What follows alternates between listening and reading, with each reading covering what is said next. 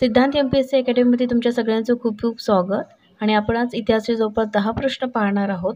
आणि ते तुम्ही पहिला प्रश्न आहे की खालील योग्य विधाने ओळखा। जसं 1898 ला सेंट्रल हिंदू कॉलेज बनारसची स्थापना झाली, तर बरोबर आहे।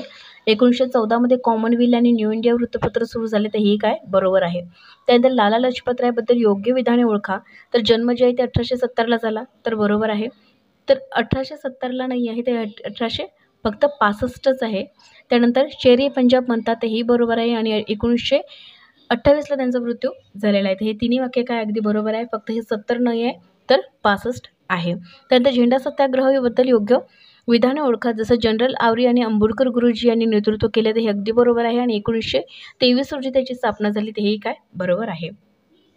त्यानंतर जोडायला जुळवा आहे की जसं सायमन कमिशन 1927 ला आले। त्यानंतर नेहरू रिपोर्ट जे आहे ते 1930 लिहिलेले आहेत।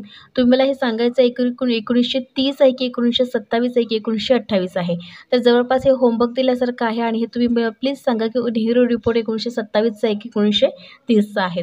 त्यानंतर 1930 ला सविनय कायदेभंग आहे, हेही वाक्य बरोबर आहे। पहिली गोलमेज परीक्षेबद्दलची जी चुकीची जोडी आहे ते ओळखायची आहे। त्याचा जो म्हणजे कालावधी होता ते 1930 ते 1931 होता, तेही बरोबर आहे बघा। त्यानंतर सभेत 90 प्रतिनिधी हजर होते, तर 90 होते की 89 होते, तर 89 होते।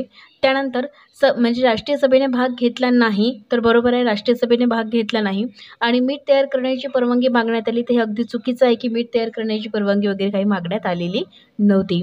त्यानंतर आहे की 1909च्या मोर्लेमिंटो सुधारणा कायद्याविषयी योग्य विधान सांगा। तर मुसलमानांना म्हणजे स्वतंत्र मतदारसंघ देण्यात आले होते, तर हे बरोबर आहे। निवडणूक पद्धती जी आहे ते प्रत्यक्ष होती, तर प्रत्यक्ष निवडणूक पद्धती कुठेतरी होती का, तर बिलकुल नाही, तर प्रत्यक्ष नाही, तर ते अप्रत्यक्ष होती।